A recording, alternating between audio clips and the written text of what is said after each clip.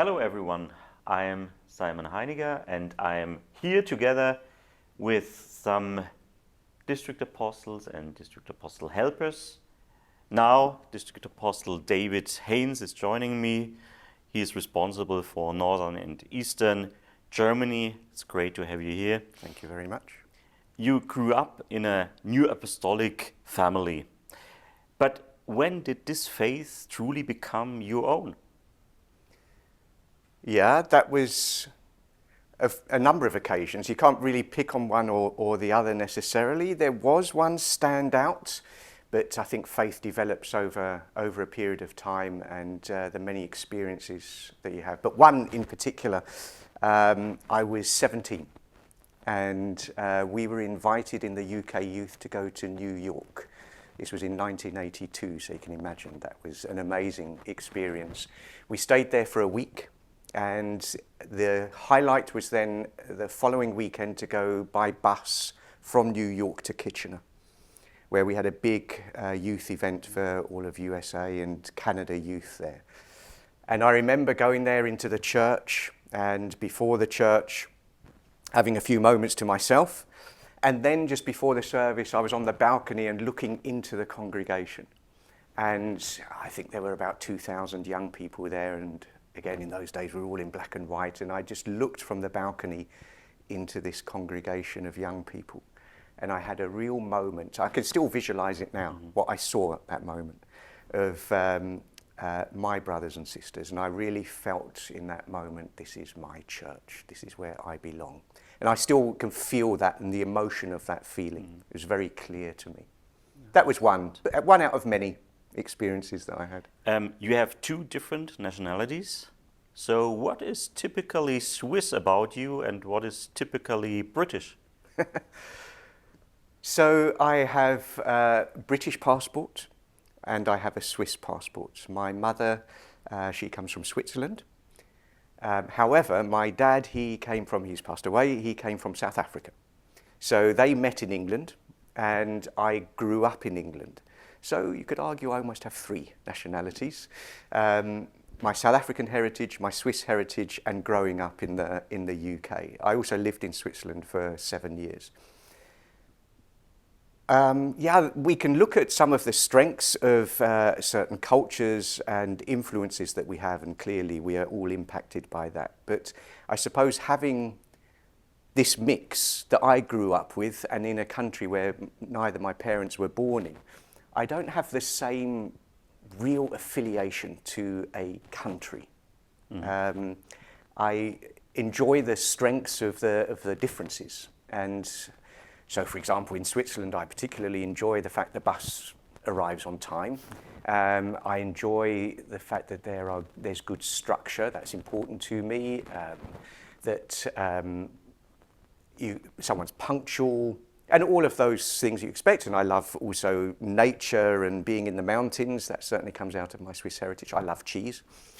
Then from my dad's side, from South Africa, I feel I've picked up from there. There's a lovely warmth and positivity and looking at the sunny side of life that comes out of that South African culture as well.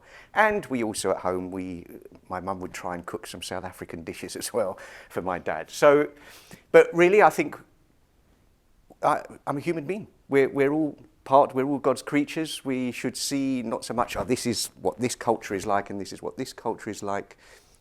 We are all created in God's image and we should enjoy what we all have in common, would be my view on it.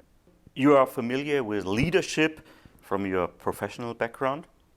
Now you have this responsibility as a district apostle.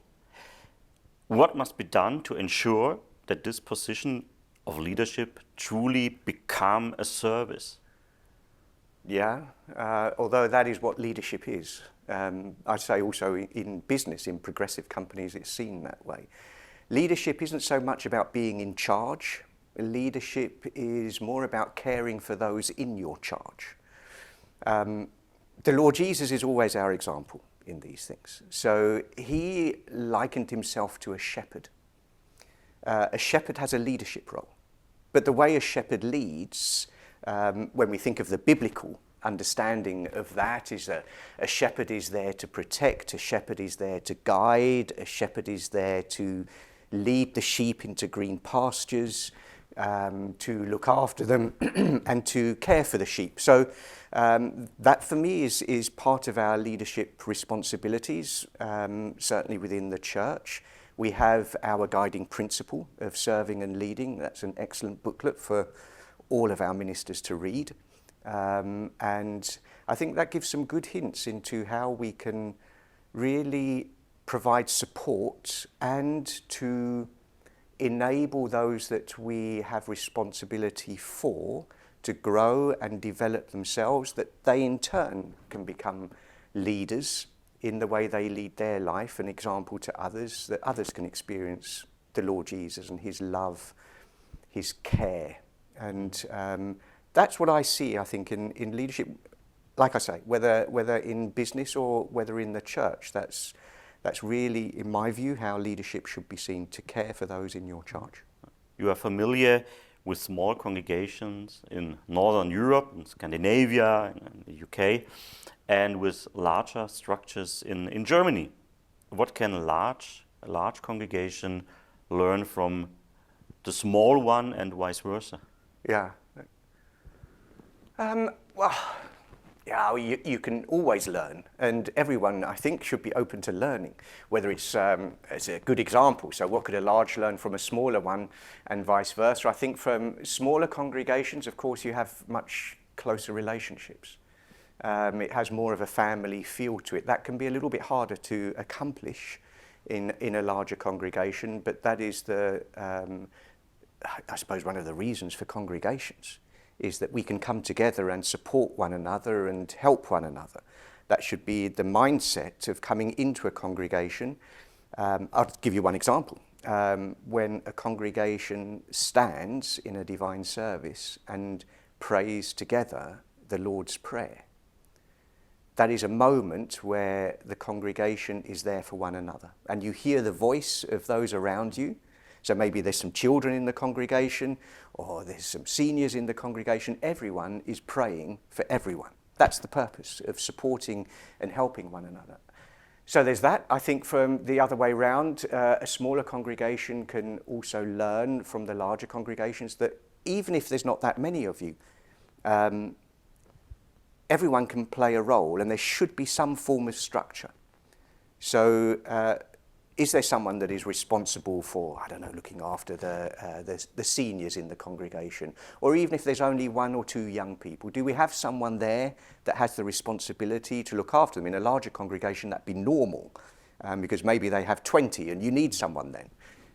Someone that provides the support to enable fellowships to take place. It doesn't always have to be the same person.